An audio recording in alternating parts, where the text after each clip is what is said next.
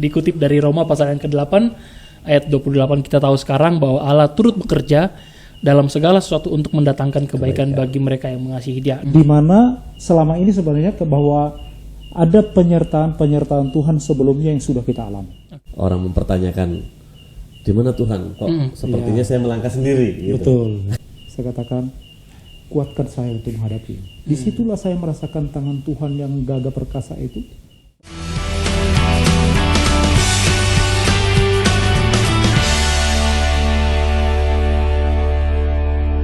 Salam berjumpa as friends kalian di channel Escape Talks kali ini. Ya, di dalam kehidupan orang percaya ada satu frasa yang cukup terkenal dan sering sekali dikaitkan dengan pergumulan dan kesulitan yang dialami oleh kita, yaitu Allah turut bekerja. Nah, mendengar kalimat ini kita sepertinya akan mengalami yang namanya penghiburan ketika kita mengalami pergumulan bahwa Allah turut bekerja, tetapi pada faktanya, pada kenyataannya adalah justru semakin banyak kesulitan demi kesulitan yang kita hadapi di dalam pengiringan kita akan Tuhan. Nah, bagaimana kita bisa memahami hal ini dan bagaimana kita bisa memiliki kesalahan berpikir ketika kita membahas mengenai Allah turut bekerja. Nah, malam hari ini di channel Talks kali ini, di konten Talks kali ini kita akan berbicara, kita akan membahas bersama dengan Bapak Rio Pardede, ya, seorang pelayan Tuhan, seorang pendeta yang melayani secara full time, secara penuh waktu di sebuah pelayanan yang bernama Yosua Ministry. Ya, ini Bapak Rio Pardede, bisa disapa Pak? Ya, terima kasih buat kesempatan yang diberikan untuk kita bisa sharing bersama-sama. Ya, kiranya pembicaraan kita ini dapat mengingatkan kita kembali bahwa dalam segala sesuatu pun Allah turut bekerja. Amin. Ya, saya akan mulai pertama-tama dengan hal yang paling terkenal Pak, yang paling mungkin sering kita bahas di gereja. Disebut lah ya, sering dibacakan itu kayaknya. Ketika kita mengalami kesulitan, ketika kita mengalami pergumulan, sudahlah Allah turut bekerja, kira-kira seperti itu. Yang dikutip dari Roma pasal yang ke-8 ayat 28, kita tahu sekarang bahwa Allah turut bekerja dalam segala sesuatu untuk mendatangkan kebaikan bagi mereka yang mengasihi Dia. Nah, menurut Bapak, bagaimana kita bisa memahami bagian ini? Atau secara sederhana bagaimana Bapak boleh menjelaskan bagian ini kepada pemirsa di rumah? Ya, kalau kita pengen memahami lebih dalam tentang teks ini, maka kita lihat juga tentang konteks di mana Paulus juga menghadapi persoalan ketika dia melayani jemaat di Roma. Nah, kalau berbicara tentang dikatakan bahwa Allah turut bekerja, tetapi jangan lupa ayat setelah itu dikatakan begini. Kita tahu sekarang. Istilah kita tahu sekarang itu sebenarnya bukan hanya sekadar kita sudah paham, tidak. Tapi juga kita tahu, artinya kita sudah mengerti, kita sudah melihat, kita sudah memahami kondisi yang ada, di mana selama ini sebenarnya bahwa ada penyertaan Tuhan sebelumnya yang sudah kita alami. Oke. Pengalaman. Iya. Pengalaman. Jadi gini, masalah yang kita hadapi itu seringkali sekarang kita menghadapi masalah, kita lupa bahwa dulu pun sebenarnya kita pernah menghadapi masalah. Kita lupa bagaimana pertolongan Tuhan itu. Pertolongan Tuhan itu kita dapatkan, dan ketika kita sekarang mengalami masalah, harusnya kita mengingat itu juga. Kalau dulu Tuhan bisa bekerja di situ, maka sekarang pun Dia bisa bekerja. Itu maksudnya. Baik Pak Pendeta, yang jadi pertanyaan di akhir statement dari ayat tersebut, kita tahu sekarang bahwa Allah turut bekerja, yang terakhirnya bagi mereka yang mengasihi Dia. Bagaimana dengan orang di luar konteks itu? Ya, secara khusus gini, kita harus mengetahui bahwa Allah turut bekerja. Itu yang disebut dengan dalam kitab Matius itu bahwa Dia adalah Immanuel. Ya. Immanuel itu artinya adalah Imanu, berarti im itu kita, Manu itu ada beserta, El itu Allah. Jadi bukan hanya sekedar dikatakan Tuhan beserta kita, tidak. Tapi arti kata Immanuel itu artinya adalah Tuhan ada beserta kita, bukan hanya Tuhan beserta. Kalau Tuhan beserta bisa diartikan seperti ini. Saya tadi ke sini dengan istri saya, beserta dengan saya, tapi tidak bisa duduk dengan saya di sini. Iya kan? Tetapi kalau Tuhan ada beserta, maka apa? Seharusnya dia juga ada di sini. Dia tidak hanya bareng dengan saya tadi. Artinya Allah Immanuel itu adalah bahwa dia Tuhan ada beserta bagi orang percaya, bukan hanya pada saat dia sedang menghadapi pergumulan. Satu. Bukan hanya ketika dia mengalami berkat-berkat Tuhan. Tapi juga ketika dia melakukan pelanggaran dosa pun Allah ada beserta di situ. Nah, yang seperti ini kan hanya dipahami oleh orang percaya, tidak mungkin orang lain. Benar. Nah, karena itu orang yang tanda petik yang sebenarnya sudah mengaku Yesus sebagai Tuhan Juru Selamat, kalau dia tahu Allah itu adalah beserta, maka sebenarnya tidak ada yang perlu dikhawatirkan oleh dia karena dia adalah Allah Immanuel. Begitu. Dalam kondisi apapun. Makanya dikatakan dalam segala, ya kan dikatakan kita tahu sekarang bahwa Allah turut bekerja dalam segala sesuatu.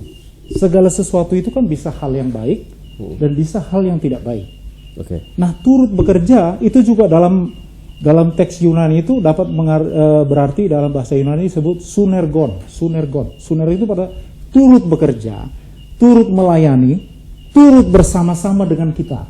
Jadi bisa dibayangkan ya, kalau Allah bersama dengan kita, dia bekerja dengan kita, dia juga ada melayani bersama dengan kita. Persoalannya itu apa sih yang kita takutkan dalam segala hal ini tadi? Dan ini hanya dipahami oleh orang yang sudah percaya. Tentunya kan begitu. Karena itu memang terjadi banyak pertanyaan di beberapa, mungkin rekan kita juga yang masih di dalam kategori orang-orang percaya, mereka ada sebagian yang meragukan, bahkan mereka mempertanyakan. Yang asumsi mereka yang mereka miliki adalah Allah turut bekerja dalam segala sesuatu, itu hal yang baik. Itu yang kadang dipahami oleh beberapa orang.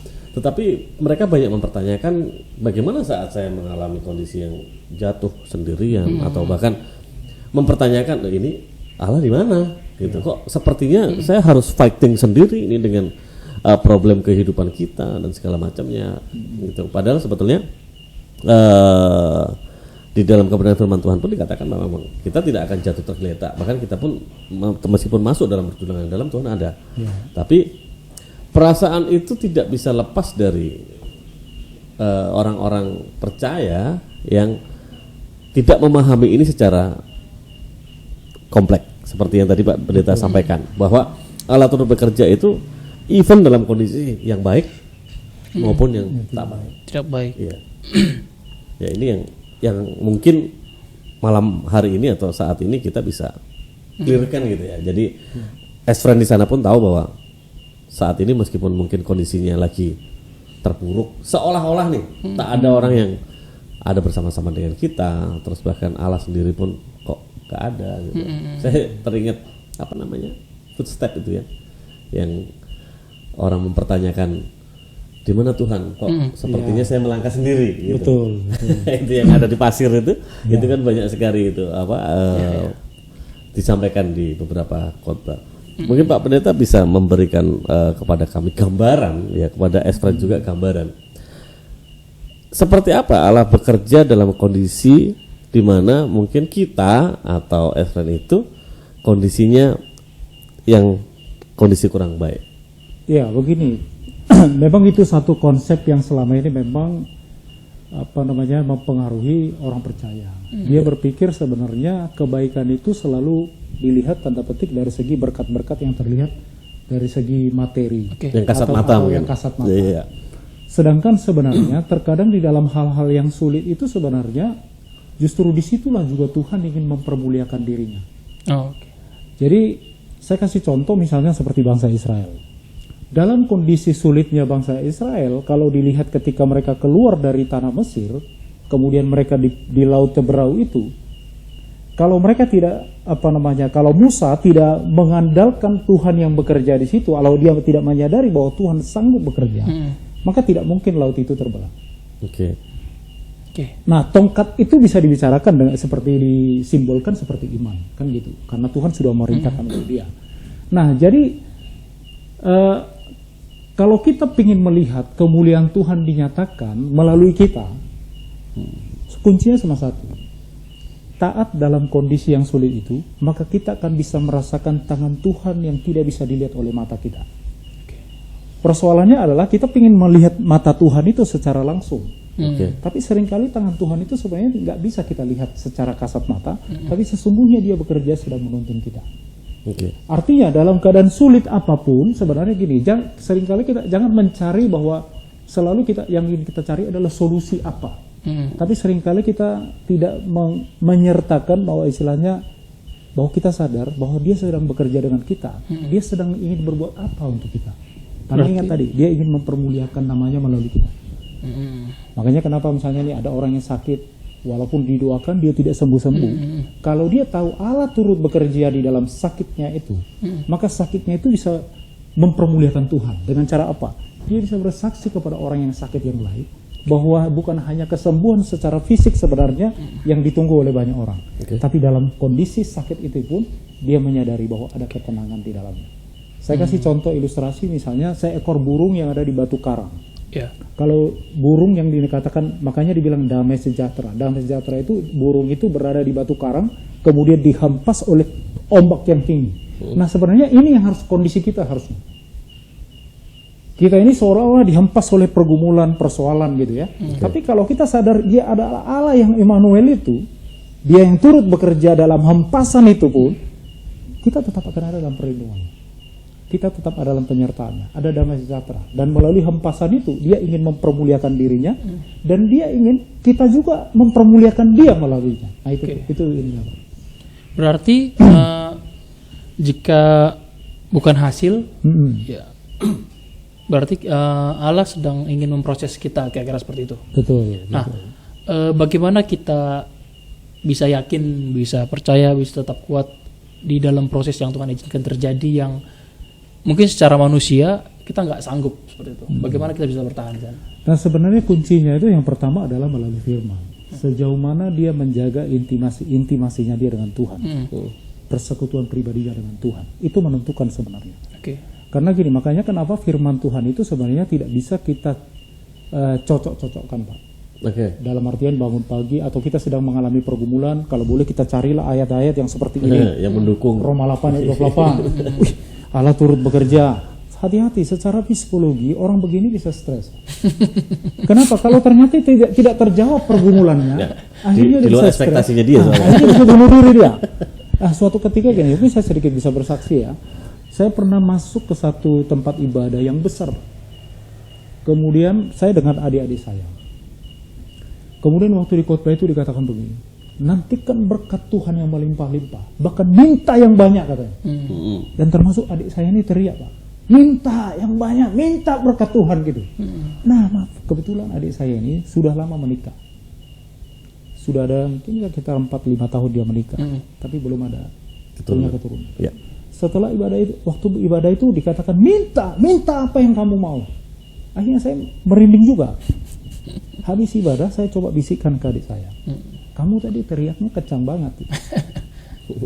Akhirnya saya bilang begini, seandainya kerinduan kamu untuk memilih anak juga belum diberikan oleh Tuhan, kira-kira responmu apa? Jadi ternyata itu sebenarnya kalau saya lihat itu hanya sebagai hiburan, saya seperti hiburan supaya ya secara psikologi lah.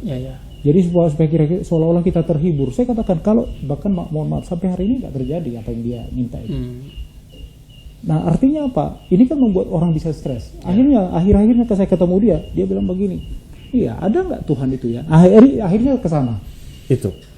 Seolah-olah dalam kondisi itu mana katanya saya minta ini tapi kok nggak diberikan. Berujung kecewa. Nah akhirnya kekecewaan. Ini yang salah Pak Pendeta gini. Ini yang salah orang yang menerimanya atau gimana? Karena memang tidak sedikit yang Pak Pendeta tadi sampaikan. Itu terjadi di beberapa gereja. Betul. Dan bahkan orang akhirnya membuat itu sebagai solusi dan bahkan ya tadi mencocok-cocokkan. Ya.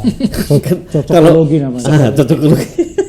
Kalau memang nggak cocok, malas saya kerja sini. Akhirnya mengharapkan itu yang dianggapnya itu sebagian dari langkah iman.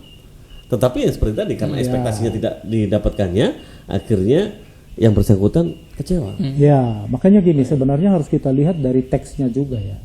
Makanya kalau kita membahas firman Tuhan itu sebenarnya tidak bisa seperti misalnya itu supaya orang telinganya itu senang mendengar atau kita menjadi banyak follower kita. Tidak bisa juga, Pak. Artinya begini, kita juga harus memikirkan sebenarnya sejauh mana kalau misalnya kita sampaikan itu akan berdampak ke dalam kehidupannya dia. Oke. Apakah melalui apa yang kita sampaikan itu sebenarnya akhirnya dia juga semakin menjaga persekutuan pribadinya dengan Tuhan. Kan itu persoalannya. Kalau kita hanya sekedar seperti tadi dikatakan kita hanya menanti hasil, Pak. Kemudian tidak terjawab. Nah, ini akhirnya nanti kembali kepada masa dulu yang dikatakan teologi Allah sudah mati itu. Seolah-olah tidak ada jawaban. Ya kan? Padahal sebenarnya dalam kondisi itu pun Tuhan bisa bekerja. Bisa nggak Tuhan menjawab itu? Sebenarnya bisa, terlalu bisa.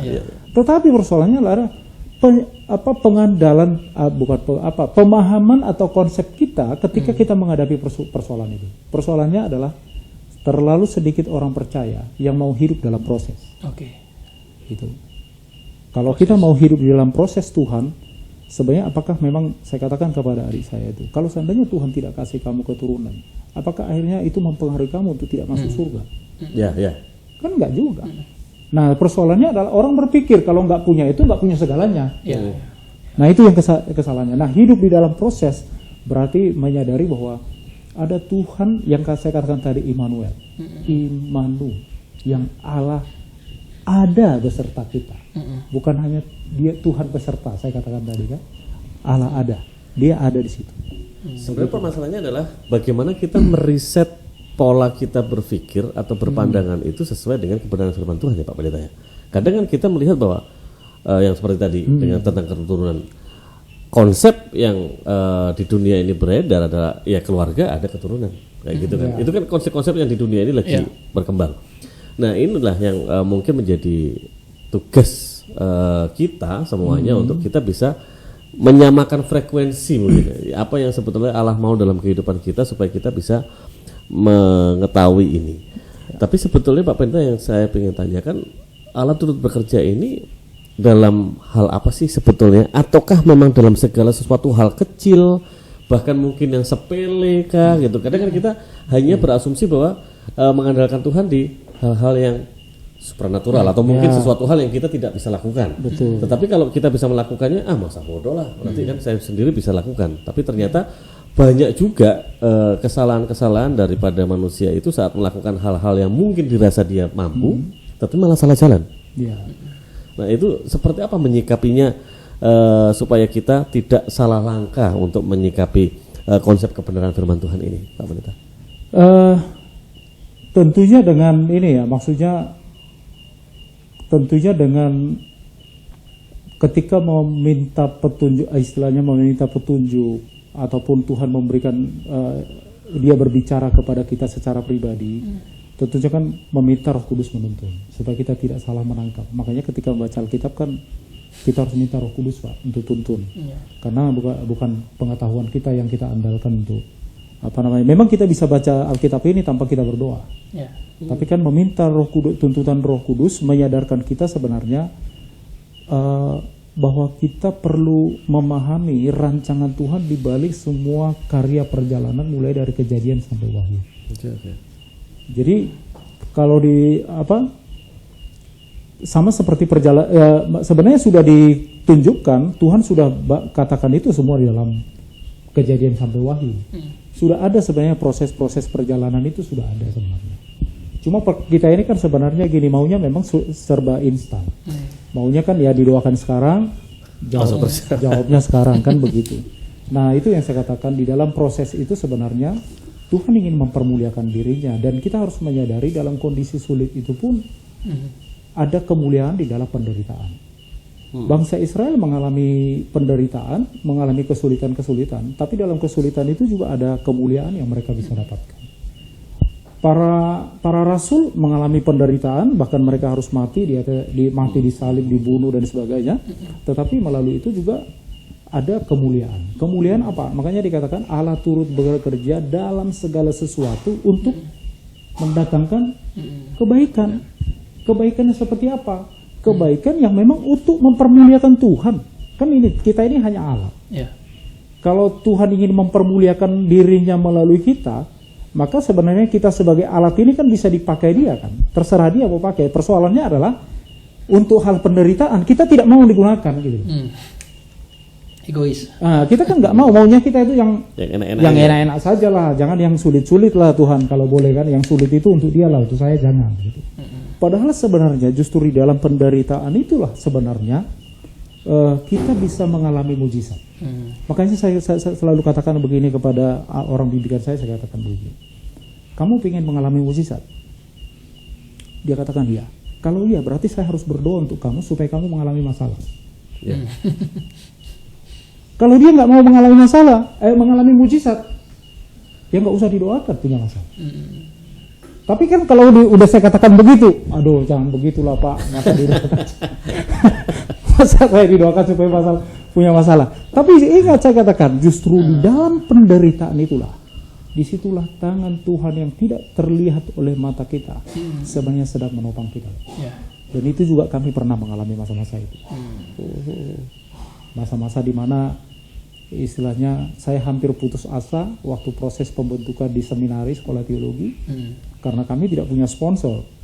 Kemudian waktu itu kami bekerja di Batam, semua sudah dijual hanya untuk biaya 1 tahun studi. Tahun kedua dan seterusnya kan tidak ada lagi, sampai cincin kawin aja dijual gitu. Nah, dalam artian gini, dalam kondisi sulit itulah saya katakan sama istri saya, sudah kamu aja yang studi, saya mau pengen semir sepatu aja di Malang, saya bilang. Tapi istri saya katakan begini, Tuhan panggil kamu bukan untuk semir sepatu, tapi Tuhan panggil kamu untuk menjadi hamba Tuhan. Kemudian saya katakan sama dia, udah kalau gitu gini deh, kamu sama anak saya, kebetulan anak saya itu waktu itu masih TK, saya bilang kamu pergi dulu deh ke Belek, waktu itu ada sungai, ada air sumur di bawah. Ngapain katanya, saya mau menangis sama Tuhan, tapi saya nggak pengen anak saya anak saya melihat saya. Kemudian saya sujud dan berlutut di situ, tapi saya merasakan waktu itu, Tuhan, saya tahu Engkau adalah Allah Immanuel, Allah yang ada beserta dengan saya. Engkau yang memanggil saya, walaupun saya berpikir setelah saya di sini, saya hamba Tuhan, saya mengikut Raja di atas segala raja, yang kepadanya diberikan segala kuasa di sorga dan di bumi. Ternyata saya masih mengalami penderitaan, Pak. Tapi saya katakan begini, Tuhan, Engkau ada beserta dengan saya. Nah, karena Tuhan ada beserta dengan saya katakan, kuatkan saya untuk menghadapi. Disitulah saya merasakan tangan Tuhan yang gagah perkasa itu. Bahkan sampai kami selesai dari studi di seminari, kami tidak tahu siapa sponsor kami. Saya bisa studi, istri saya bisa studi, anak saya punya sponsor sendiri, kami punya anak dan bisa melewati semua. Nah, menyadari proses itu. Ini Pak, mungkin pada bagian frasa Allah turut bekerja ini, ini yang sepertinya orang misunderstanding, salah memahami. Seolah-olah Allah turut bekerja, apakah mereka menyerahkan semuanya kepada Tuhan, plak seperti itu, atau sumbangsinya kita sebagai manusia itu apa? Pada frasa itu Allah turut bekerja, apakah ya sudah serahkan saja kepada Allah, kita diam saja, terima saja, tunggu saja, atau apakah kita perlu punya sumbangsi di sana? Iya. Nah, saya coba menginikan mungkin tentang kesaksian dalam masa-masa COVID ini ya. Dalam artian begini, kalau dibilang kekurangan, kami tidak kekurangan. Kalau dibilang kelebihan juga tidak, cukup-cukup lah. Pas-pasan.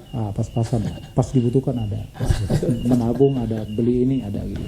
Tapi maksudnya begini, ketika dalam kondisi ini Pak, dalam kondisi COVID ini, saya berpikir begini, kalau saya berdiam sebenarnya bisa-bisa saja, sebenarnya support untuk kita itu donatur kita cukup. Ada.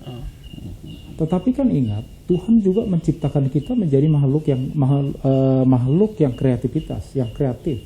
Makanya disebut di dalam kitab Kejadian dikatakan ada mandat budaya di situ. Taklukkanlah itu kan katanya.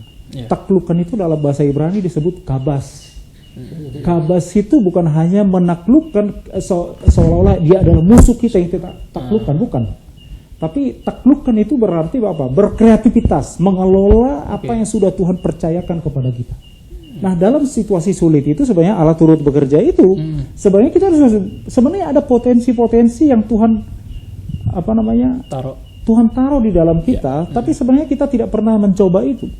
Saya jujur sebenarnya saya kurang pintar Pak hal memasak. Tidak pintar saya. Tapi justru dalam masa COVID ini, justru itu yang jualan yang laku kan. Iya, makanan. Saya buat itu laku banget Pak. Nah, sekali saya buat itu lumayan itu, bisa gaji 1 orang gitu. Iya, karena kami ada mengutus hamba-hamba Tuhan ke suku-suku ya. Oke. Tapi saya pikir begini, memang dalam kondisi begitu coba ingat bahwa kita itu diciptakan sebagai makhluk yang berkreativitas, kabas itu. Taklukkanlah semua itu. Taklukkan itu berarti kita mengelola apa yang sudah Tuhan percayakan untuk kita. Itu sebenarnya.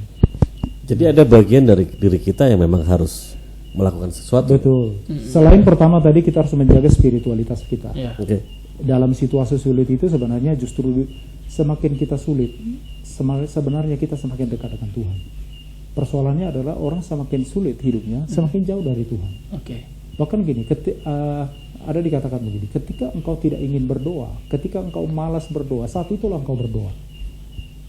Engkau harus berlutut dan berdoa kan. Ketika misal situasi yang sulit itu kita tidak ingin menyembah Tuhan, kita tidak ingin menyadari, mengakui bahwa Tuhan itu turut bekerja dalam kita, saat itulah engkau harus mengakui. Oke. Nah itu yang istilahnya masuk di dalam proses itu memang tidak mudah. Betul. Makanya tujuan Tuhan kan sebenarnya bukan untuk menjadikan pengikut Kristus yang banyak, Oke. bukan menjadikan gereja yang banyak sebenarnya. Artinya dalam konteks gedung-gedung. Ya. Tapi menjadikan murid. Ya. Nah hanya murid itulah yang mau dibentuk.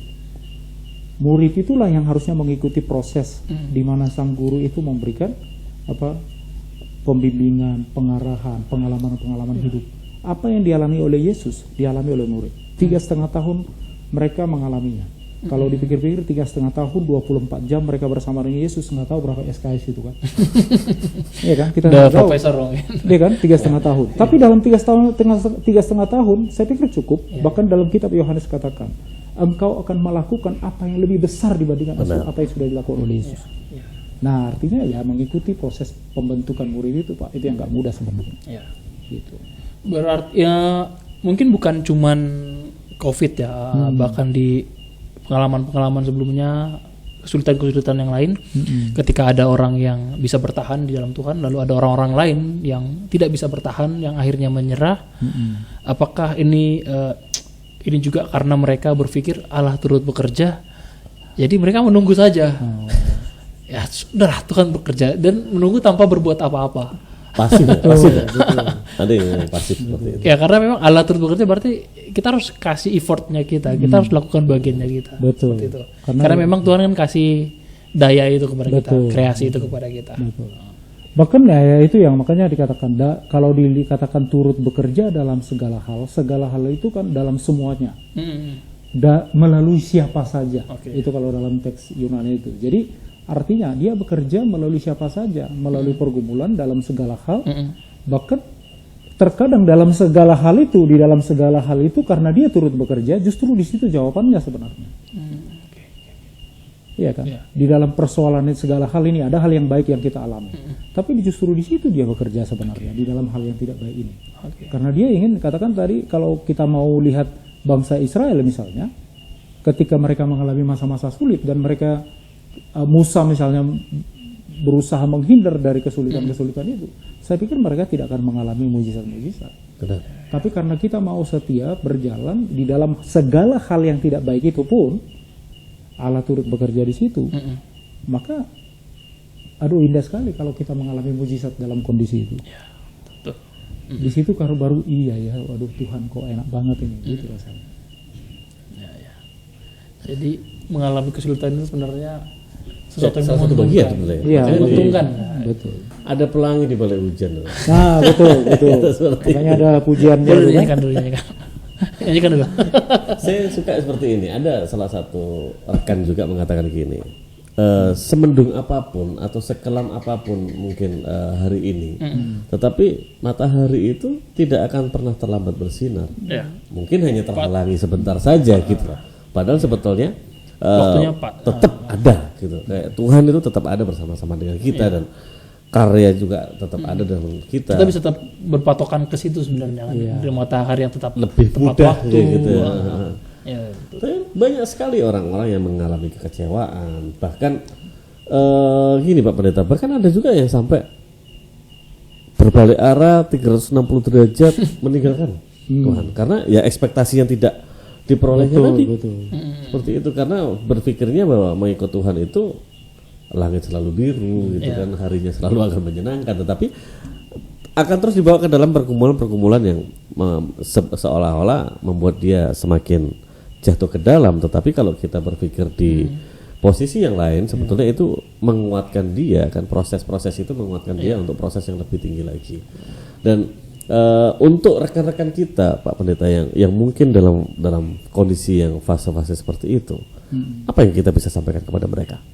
Ya, bagi kita semua dan rekan-rekan Espren semua, sebenarnya yang perlu kita sadari adalah ketika kita mengalami kesulitan-kesulitan pun, kan harus melihat tujuannya apa. Dikatakan Tuhan di situ untuk mendatangkan kebaikan. Ya.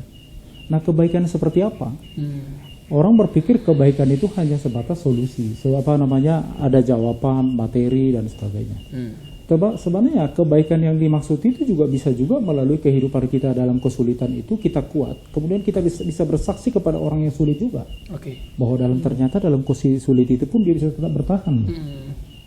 Jadi makanya dikatakan untuk mendatangkan kebaikan. Kalau itu kesaksian kita, kalau saya mengalami penderitaan, kemudian saya bisa kuat, saya tetap bisa menjaga spiritualitas saya secara pribadi, persekutuan saya dengan Tuhan. Kemudian saya bersaksi kepada orang, ternyata ada orang yang mengalami hal yang sama dengan saya. Saya pikir kalau saya sampaikan kesaksian saya bisa kuat, dan saya katakan Allah ada beserta dengan saya dalam kesulitan itu, maka saya percaya orang itu pun akan dikuatkan. Artinya gini, perlu kita menyadari tujuan Tuhan mengizinkan proses untuk kita untuk apa dulu. Dan saya pikir Tuhan tidak pernah mengizinkan kita memberikan proses untuk proses yang sulit untuk kita alami untuk diri kita. Dia memberikan itu untuk dia, untuk tujuannya dia, untuk kemuliaan dia. Saya kasih contoh Ayub. Walaupun teman-temannya Ayub ada banyak penasihat-penasihat sialan di situ kan, yang katakan Ayub itu karena dosamu lah, oleh Ayub karena kamu beginilah gitu. Bahkan istrinya yang bersama dengan dia pun dia katakan kutukilah Allahmu itulah. Tapi dalam kondisi itu menyadari sebenarnya Allah itu ada beserta dengan dia. Nah, disitulah sebenarnya kita sebagai orang percaya dan rekan-rekan semua, Espren dan juga para pendengar yang ada, kita harus menyadari bahwa dalam kondisi itu dia tidak pernah meninggalkan kita. Dia tidak pernah meninggalkan kita. Jadi ikutilah proses itu kalau ingin mengalami mujizat. Saya melihat luar biasanya itu Allah turut bekerja itu nggak cuman kepada pribadi kita, personal kita ya, seperti tadi Bapak sampaikan bahwa kesulitan yang kita alami, terus ketika pada akhirnya kita dipulihkan, itu pun pada akhirnya akan menjadi berkat buat orang lain. Itu yang sebenarnya harus kita pahami. Kita hidup di dunia ini bukan untuk diri kita sendiri gitu. Pada akhirnya melalui kesulitan kita pun kita sedang menguatkan orang lain. Seperti itu ya. Makanya kenapa dibutuhkan kesaksian? Iya. Jadi kesaksian itu kan gini, banyak orang Kristen juga sebenarnya yang malu bersaksi. Padahal jangan-jangan sebenarnya ketika kita bersaksi, ada orang yang sedang mengalami hal yang sama dan membutuhkan itu. Nah, tetapi dalam kondisi begitu kan, siapa yang bisa dalam kondisi-kondisi yang kita alami itu, seperti apa kita menjaga persekutuan kita dengan Tuhan, itu akan menolong orang supaya tanda petik tidak hanya mencari solusi, tetapi mencari Tuhan, apa maunya Tuhan melalui ini? Di mana Tuhan ingin mempermuliakan dirimu melalui apa yang saya alami? Kan gitu. Tidak semua orang dalam fase itu mungkin Pak Pendeta. Kalau kita melihat, mungkin karena memang orang itu selalu melihat bahwa sentralnya adalah dirinya. Jadi segala sesuatu itu ya seperti tadi, dia mencari sesuatu hal yang menyenangkan dirinya secara pribadi. Kalau mungkin kita di titik itu, mungkin kita lebih mudah memahami Tuhan apa maksudnya dalam segala kondisi yang saya alami sekarang. Mungkin tidak menyenangkan atau mungkin bahkan juga mungkin ada ujian-ujian yang tidak hanya melulu dalam kekurangan. Ujian berkat juga mungkin ada yang Pak Pendeta kan. Mungkin bahkan lebih sulit mungkin. Banyak sekali uang ini buat apa ini? Gitu. Jarang yang menanyakan itu kepada Tuhan. Karena itu kenapa Tuhan katakan kepada Yosua ketika dia menggantikan Musa, dalam kitab Yosua itu ada paling sedikit 3-4 kali Tuhan katakan kuatkan dan teguhkanlah hatimu. Oke. Kenapa sebenarnya? Bukan karena hanya bangsa Israel itu sebenarnya bangsa yang tegar tengkuk, bukan. Bukan hanya mereka dia harus menghadapi peperangan dengan bangsa-bangsa yang lain ketika mengarah tanah perjanjian, bukan hanya itu. Tapi kuatkan dan teguhkanlah hatimu itu juga berbicara kepada apa? Sebentar lagi kamu akan masuk ke tanah perjanjian yang banyak susu dan madunya. Oh, Ya. iya. Kamu siap enggak? Oke. Itu Ya. maksudnya sampai sana. Makanya kenapa Betul, Tuhan betul. katakan kuatkan dan teguhkanlah hatimu. Supaya kontrol Ya, diri ya. Kalau enggak itu coba itu yang disebut susu dan madu itu dia sudah mendapatkan. Saya pikir orang begini biasanya lupa Tuhan. Itulah Pak Pendeta. Ya makanya tadi saya sempat singgung kan. Justru kesulitan terbesar itu waktu semuanya enak gitu. Iya. Tidak banyak orang menyadari bahwa waktu dalam kondisi berkelimpahan dia bertanya kepada Tuhan, Tuhan apa yang harus saya lakukan dengan ini? Kan jarang. Betul. Akhirnya ini untuk apa ya? Gitu. Jadi sentralisasinya tetap ke dalam dirinya. Makanya sebetulnya dalam hal ini keterlibatan Tuhan dalam kehidupan kita kan memang dalam semua faktor, di semua aspek yang harus kita pergumulkan dan diskusikan dengan Tuhan. Kalau kita hanya melihat bahwa kalau yang enak saja itu mungkin Tuhan ada, kalau nggak enak aja Tuhan nggak ada, ya kita sendiri nggak paham sebetulnya Tuhan ini mau apa sih gitu. Makanya kalau kita lihat di dalam kebenaran firman Tuhan kan gitu, ada juga orang-orang yang memang dibuat Tuhan sangat diberkati sekali, mungkin seperti Abraham gitu dan segala macamnya. Tapi mental dan mindsetnya benar. Nah itu akhirnya Tuhan pun pakai gitu loh. Dan mungkin di beberapa pertanyaan rekan-rekan juga dalam kondisi seperti itu kita harus paham bahwa memang segala sesuatu yang kita terima baik itu baik dan buruk itu sebetulnya ada maksud Tuhan yang harus kita pun ikut mengetahui dan selesaikan, karena kan itu ada proses yang Tuhan mau kerjakan dalam hidup kita. Gitu. Ada pengalaman mungkin. Saya lihat beberapa orang los aja Pak kayak gitu. Iya, memang gini ya. Itu yang saya katakan, ada juga memang kita tidak pungkiri juga pengajaran yang sekarang. Makanya dikatakan ada teologi kemakmuran ya. Ya, yang lagi berkembang dan mengenakkan buat daging gitu. Itu enak sekali itu. Dengarnya enak. Tapi sesungguhnya kadang pembahasan itu kan sebenarnya tidak sesuai dengan teks dan konteks yang ada. Nah itu sebenarnya bisa berpengaruh. Dalam kondisi sekarang ini dikatakan kalau kamu masih miskin berarti masih ada dosamu. Artinya kalau kamu masih sakit tidak sembuh berarti masih ada dosamu. Kamu harus punya iman. Kita doakan orang kemudian tidak sembuh berarti ada dosamu kan gitu. Tapi apakah semua begitu? Kalau semua begitu berarti nggak berlaku Alkitab. Karena di Alkitab itu ada juga yang mengalami masa sulit. Terus bagaimana dengan Musa tidak bisa sampai ke tanah perjanjian? Apakah dia ya memang karena ketidaktaatan dia, tapi apakah itu bisa kita klaim misalnya? Terus bagaimana Abraham, bagaimana Yakub, Yusuf, kan gitu kan? Nah, tetapi di dalam proses-proses yang kita alami itu sebenarnya hanya satu sebenarnya. Kita mengikuti proses Tuhan, kemudian kita menyadari bahwa Dia Allah Immanuel. Itu tuh. Kami pernah mengalami masa-masa sulit di mana, ya itu saya katakan tadi. Saya tinggalkan pekerjaan saya bekerja dulu di perusahaan Jepang. Istri saya itu bekerja di perusahaan Amerika. Kemudian kami harus meninggalkan pekerjaan di Batam kemudian untuk studi. Saya pikir karena saya mengikuti tadi Tuhan di atas segala Tuhan itu, saya pikir nggak akan saya kesulitan. Pasti Tuhan akan siapkan. Saya jadi hamba Tuhan loh Pak. Masa saya jadi hamba Tuhan, saya udah tinggalkan semua, Tuhan masih kasih saya pergumulan gitu kan? Cuma dalam proses itu saya menyadari bahwa begini, ada masih banyak hal termasuk karakter, termasuk konsep saya tentang Tuhan itu pun harus diubah. Jadi di situ saya menyadari dalam masa-masa yang sulit itu, bahkan setelah lulus, saya pikir setelah lulus itu ya kita senang ya wisuda ya, wisuda itu bangga foto-foto di mana-mana gitu ya. Tapi setelah wisuda pun masih mengalami kesulitan. Saya pikir ini kesulitan ini kok betah banget dengan saya ini. Tapi akhirnya apa yang terjadi? Dalam masa-masa sulit itu pun saya masih ketika kami mengalami masa sulit itu, saya hanya mengingat begini, Tuhan, dulu lebih sulit dari ini, bahkan kami pernah puasa terpaksa 3 hari Pak, termasuk anak kami. Kasih air putih saja untuk kami doakan dalam nama Yesus. kemudian kasih dia minum supaya dia bisa kenyang. Kami puasa terpaksa. Kalau puasa terpaksa nggak ada keinginan untuk puasa sebenarnya. Karena terkondisi. Kondisi nggak bisa beli gitu ya, nggak bisa beli beras, nggak bisa beli makan, nggak bisa beli. Tapi dalam kondisi itu ketika kami mengalami itu, kami baru mengerti, memahami rasanya bagaimana kekurangan. Sehingga ketika kami melewati semua itu, bahkan ya saya katakan tadi, kami bukan orang berkelebihan. Kami bukan orang yang istilahnya orang kaya, bukan. Tapi cukup.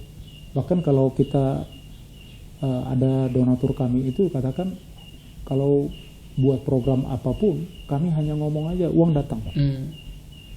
Benar. Tapi malah untuk itu pun kami masih menjaga mulut kami. Jangan sampai nanti akhirnya Kesannya visi namanya ya, panggilan saya untuk menjadi hamba Tuhan itu akhirnya tujuan saya untuk memperkaya diri saya. belok ya. Kalau hanya untuk memperkaya diri, Pak, sebenarnya kami juga sudah bisa kaya sebenarnya. Ya, Kalau kami memperkaya, tapi kan kekayaan yang saya dapat itu, Pak, terbatas, Pak.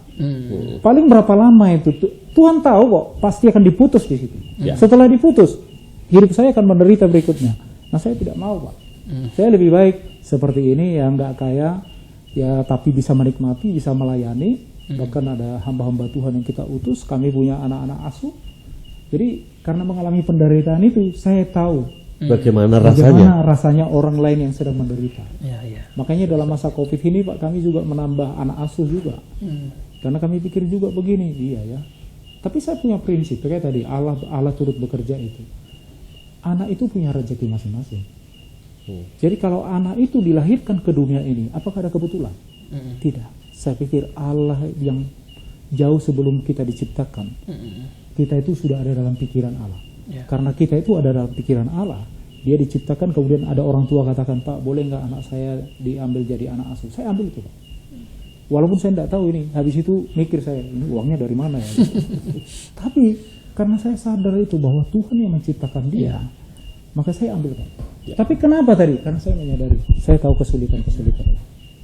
Jadi penting kali, Pak, dari pengalaman saya itulah akhirnya saya juga bisa bersaksi kepada orang, kemudian orang juga bisa dikuatkan. Nah, itu menyadari Immanuel itu. Bukan hanya Tuhan beserta. Nah, itu kan teks penerjemahan Indonesia kan. Kalau beserta, kayak istri saya tadi beserta, nggak ikut tapi. Tapi kalau ada Allah ada beserta, dia ada di sini. Nah, dia ada di sini tadi katakan dalam keadaan kita menderita pergumulan. Dalam keadaan apa? Baik. Kita mengalami hal-hal yang baik.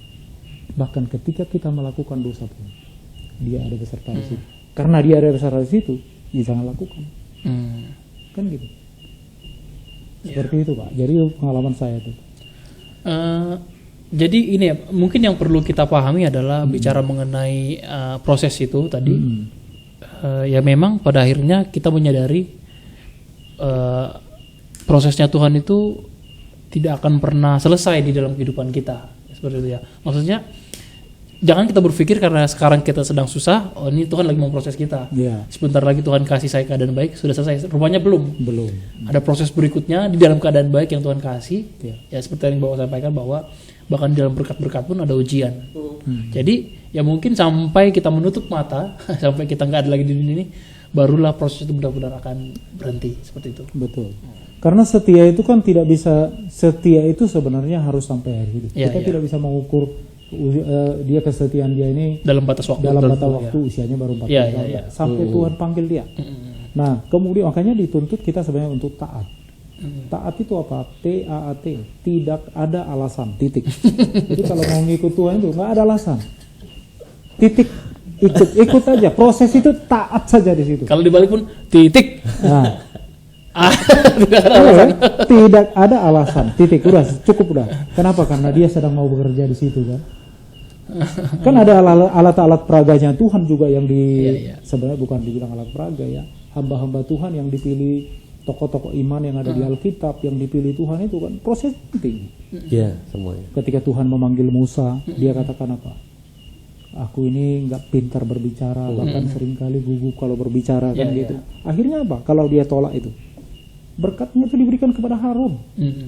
Padahal harusnya coba kalau Musa terima itu, Yang dia awalnya gagap itu bisa lancar bicara loh dia tuh. Cuma karena dia menolak, diberikan ke Harun. Tapi jangan salah, ketika diberikan ke Harun, siapa yang membuat patung lembu emas? Harun. Gitu loh. Padahal kalau coba waktu itu Musa taat. Coba waktu itu Musa taat hanya ngomong kepada batu itu. Air keluar kan? Tapi karena dia jengkel dengan bangsa Israel, dia ambil kayu, dipukuli dia batu itu sampai keluar, memang tetap keluar air. Kan gitu. Tapi itu jadi ketidaktaatan dia di hadapan Tuhan. Ya makanya taat saja dalam kondisi sulit apapun, bahkan termasuk dalam hal berkat apapun yang kita terima. Taat. Tidak ada alasan. Titik.